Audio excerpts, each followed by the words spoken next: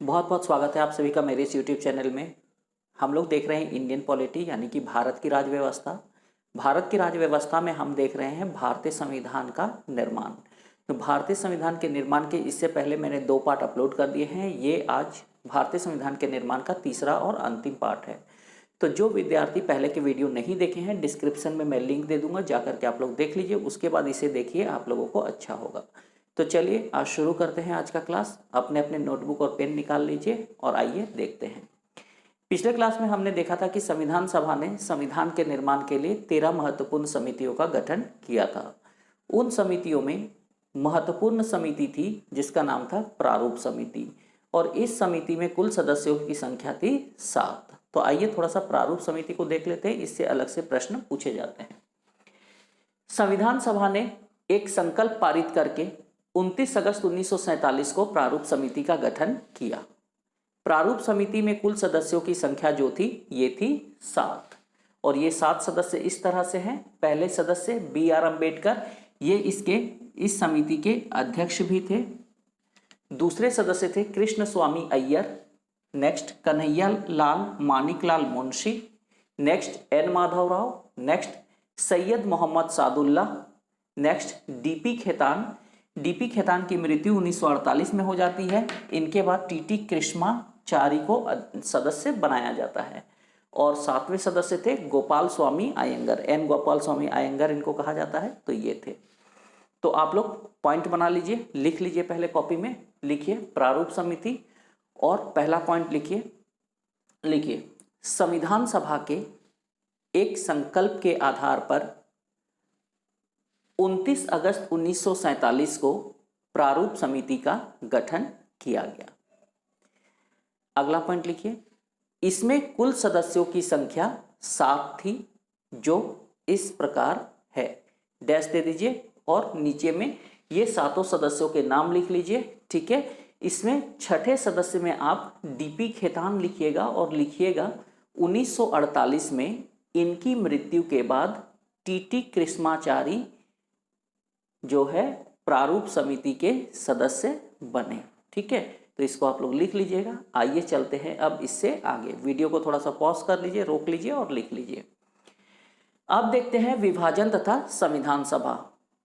3 जून 1947 की माउंटबेटन योजना के आधार पर भारत का विभाजन होता है। जब देश का विभाजन हो जाता है तो संविधान सभा भी इससे अछूती नहीं रहती है, और संविधान सभा का भी विभाजन हो जाता है।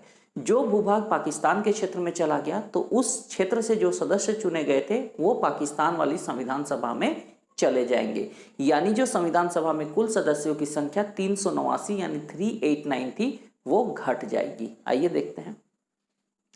3 जून 1947 यानी माउंटबेटन योजना के आधार पर देश का विभाजन होता है, और देश के विभाजन के पश्चात, ठीक है, संविधान सभा का पुनर्गठन होता है। ठीक है, तो संविधान सभा का जो पुनर्गठन होगा, इस पुनर्गठन के आधार पर संविधान सभा में जो सदस्यों की संख्या रह जाती है, ये रह जाती है घटकर 299। पहले कितने थे? 389।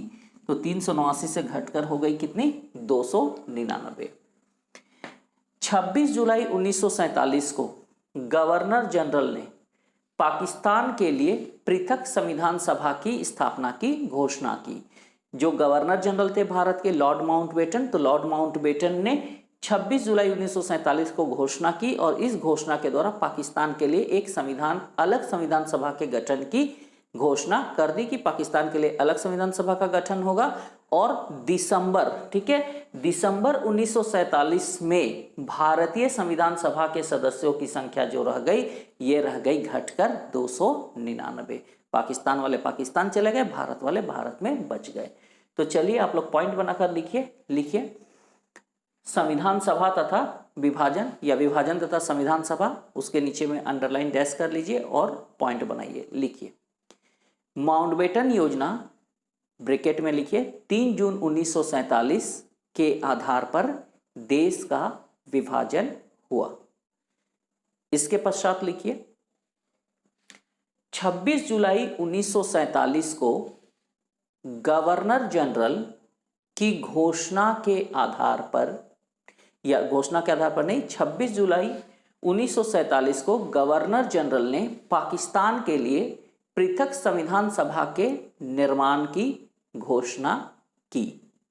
अगला पॉइंट लिखिए, दिसंबर 1947 में भारत में संविधान सभा के सदस्यों की संख्या 389 से घटकर 299 रह गई। ठीक है, आइए अब आगे। अब ये तो हो गई विभाजन वाली कहानी। अब एक डेट आया 21 फरवरी 1948। 21 फरवरी 1948 के दिन जो ये प्रारूप समिति थी, जिसे संविधान के विभिन्न प्रारूपों पर विचार विमर्श करने के लिए गठित किया गया था, तो इस प्रारूप समिति ने संविधान के प्रारूप पर विचार विमर्श करने के पश्चात 21 फरवरी 1948 के दिन अपनी रिपोर्ट संविधान सभा को सौंपी। अब प्रारूप समिति ने जैसे ही अपनी रिपोर्ट सौंप दी, इसके पश्चात इसको पारित करने की प्रक्रिया शुरू होती है। और अगर आपको थोड़ा सा भी विधि निर्माण की प्रक्रिया की जानकारी है, तो कोई भी विधि निर्माण की प्रक्रिया में 3 वाचन होते हैं। जानकारी नहीं है, टेंशन मत लीजिए, जब हम लोग विधि निर्माण की प्रक्रिया पढ़ेंगे तो वहां पर मैं आपको बताऊंगा। फिलहाल ये जान लीजिए, किसी भी विधि को निर्माण करने के लिए 3 वाचनों से यानी 3 चरणों से गुजरना पड़ता है। तो इसी तरह से संविधान सभा का अब वाचन शुरू होता है, क्योंकि संविधान को पास करना है, पारित करना है। तो प्रथम वाचन जो होता है ये होता है 4 से 9 नवंबर 1948 के बीच। प्रथम वाचन की कार्रवाई होती है 4 से 9 नवंबर 1948। संविधान सभा का द्वितीय वाचन होता है 15 नवंबर 1948 से 17 अक्टूबर 1949 के बीच। और तीसरी और अंतिम वाचन की प्रक्रिया होती है 14 नवंबर 1949 को प्रारंभ होती है और यह समाप्त होती है 26 नवंबर 1949 को। और इसी 26 नवंबर 1949 को भारतीय संविधान सभा जो है ये भारत के संविधान को पारित कर देती है, अर्थात अंगीकृत कर लेती है। इस समय जब संविधान सभा ने संविधान के इस प्रारूप को या मूल संविधान को पारित किया, उस समय संविधान सभा के 299 में से 284 सदस्य वहां पर उपस्थित थे। इसीलिए जब अब भारतीय संविधान की प्रस्तावना की अंतिम पंक्तियां पढ़ते हैं तो उसमें लिखा होता है कि आज दिनांक 26 नवंबर 1949 मिति मार्गशीर्ष शुक्ल सप्तमी संवत 2006 विक्रमी को हम इस संविधान को अधिनियमित, अंगीकृत तथा आत्मार्पित करते हैं। वहीं पर डेट लिखा हुआ है संविधान को अंगीकार करने का 26 नवंबर 1949। तो चलिए फटाफट से पॉइंट्स लिखिए। 21 फरवरी 1948 प्रारूप समिति ने अपनी रिपोर्ट संविधान सभा को सौंपी। नेक्स्ट पॉइंट आइए, इसके पश्चात संविधान को पारित करने के लिए संविधान सभा में वाचनों की प्रक्रिया प्रारंभ हुई। वाचन उतने महत्वपूर्ण नहीं है, तीसरा वाचन महत्वपूर्ण है, इसीलिए आप इस डायग्राम को फॉलो करके इस तरह से बना सकते हैं। संविधान सभा के वाचन, प्रथम वाचन उसका डेट, द्वितीय वाचन उसका डेट, तृतीय वाचन उसका डेट, और पारित हो गया और 284 सदस्य उपस्थित थे। इसको आप यहीं से उतार लीजिए, ठीक है। अब संविधान सभा ने संविधान को पारित कर दिया।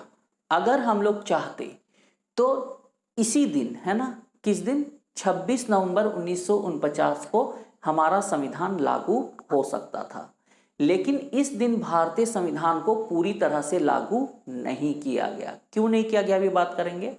तो 26 नवंबर 1949 के दिन पूरे संविधान को लागू नहीं करके सिर्फ नागरिकता, निर्वाचन, अंतरिम संसद, एकल एवं अस्थायी एवं संक्रमणकालीन उपबंधों को तत्कालीन उसी दिन से प्रभावी कर दिया गया। यानी कि पूरे प्रावधान लागू नहीं हुए। कौन कौन से लागू हुए 26 नवंबर 1949 से? नागरिकता, निर्वाचन, अंतरिम संसद, अस्थायी एवं संक्रमणकालीन उपबंध। जबकि भारत का संपूर्ण संविधान लागू होता है 26 जनवरी 1950 को। क्यों लागू होता है? क्योंकि 26 जनवरी 1930 के दिन के महत्व को बरकरार रखना था, इसलिए। ठीक है, क्या हुआ था 26 जनवरी 1930 को? तो 26 जनवरी 1930 के दिन भारत का पहला स्वतंत्रता दिवस मनाया गया था। ठीक है, दिसंबर 1930 में कांग्रेस का लाहौर में रावी नदी तट पर अधिवेशन हुआ था, जिसमें पूर्ण स्वराज्य कांग्रेस का लक्ष्य घोषित किया गया था तथा साथ ही साथ 26 जनवरी 1930 के दिन पूरे देश में स्वतंत्रता दिवस मनाने की घोषणा की गई थी और पूरे देश में 26 जनवरी 1930 को स्वतंत्रता दिवस मनाया भी गया था और काफी सारे लोग झंडा फहराने के क्रम में शहीद भी हुए थे। तो चूंकि 15 अगस्त को देश आजाद हो गया तो स्वाधीनता दिवस उस दिन मनाते हैं हम लोग, और अगर हम लोग 26 नवंबर 1949 को संविधान लागू कर देते तो गणतंत्र दिवस इस दिन मनाते, तो 26 जनवरी का महत्व धूमिल हो जाता। अतः 26 जनवरी 1930 के महत्व को बनाए रखने के लिए संपूर्ण संविधान 26 नवंबर 1949 को तैयार होने के बावजूद इसे 26 जनवरी 1930 को लागू किया गया। बातें समझ में आ गई? ठीक है, अब देखिए 26 जनवरी 1930 से आपको क्वेश्चन पूछता है, कई बार मैंने देखा है इस तरह के क्वेश्चन कि भारत का पहला स्वतंत्रता दिवस कब मनाया गया, तो आप लिखेंगे 15 अगस्त 1947, तो रॉन्ग हो जाएगा। भारत ने अपना पहला स्वतंत्रता दिवस गुलामी के दिन में ही मनाया था 26 जनवरी 1930 को। ठीक है, क्लियर हो गई बातें? आइए इतना को लिख लेते हैं। आप टॉपिक डालिए 26 जनवरी 1949 और नीचे पॉइंट बनाइए, लिखिए। भारत का संपूर्ण संविधान तैयार होने के बावजूद 26 नवंबर 1949 को पूर्ण संविधान लागू नहीं किया गया। नेक्स्ट पॉइंट आइए। इस दिन नागरिकता, निर्वाचन, अंतरिम संसद तथा अस्थायी एवं संक्रमणकालीन उपबंधों को ही लागू किया गया। नेक्स्ट पॉइंट आइए। भारत का संपूर्ण संविधान 26 जनवरी 1950 को लागू किया गया ताकि 26 जनवरी 1930 में मनाए गए प्रथम स्वाधीनता दिवस के महत्व को कायम रखा जा सके। ठीक है, हो गई? आइए अब भारत का जो संविधान बना ये अब तक का दुनिया का सबसे बड़ा लिखित और निर्मित संविधान है, साथ ही साथ ये दुनिया का सबसे विशाल संविधान है। इसका पता इन बातों से चलता है, जैसे भारत का संविधान जो है, जो 26 जनवरी 1949 को लागू हुआ, उसे हम कहते हैं मूल संविधान। भारत के मूल संविधान में कुल 22 भाग, 395 अनुच्छेद और 8 अनुसूचियां थी। ठीक है, वर्तमान समय में भारतीय संविधान में 25 भाग, 448 से भी अधिक अनुच्छेद और 12 अनुसूचियां हैं, जो दुनिया के किसी संविधान में नहीं है। इसीलिए भारत का संविधान दुनिया का सबसे विस्तृत एवं लिखित संविधान है। आप लोग इसको हूबहू यहां से उतार लीजिए। ठीक है, अब हम लोग बात कर लेते हैं कुछ महत्वपूर्ण बिंदुओं पर जो परीक्षाओं में पूछे गए हैं। यहाँ जितने भी आप पॉइंट्स देख रहे हैं मैंने विभिन्न परीक्षाओं से कलेक्ट किए हैं पूछे गए प्रश्नों से, तो आप लोग इसको लिखते चलिए। इस तरह पेज के बीच में नोट लिख लीजिए और ऐसे पॉइंट नीचे बनाते चलिए। ठीक है, पहला पॉइंट लिखिए संविधान सभा में शामिल नहीं होने वाला एकमात्र देशी रियासत था डैश हैदराबाद। ठीक है, संविधान सभा में अनुसूचित जनजाति यानी एसटी सदस्यों की संख्या थी डैश दीजिए 33।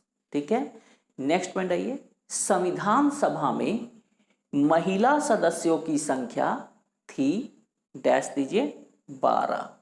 ठीक है, नेक्स्ट लिखिए संविधान सभा के लिए BR अंबेडकर का चयन हुआ डैश दीजिए पश्चिम बंगाल सीट से। अंबेडकर जी पश्चिम बंगाल सीट से संविधान सभा के लिए चयनित होकर आए थे।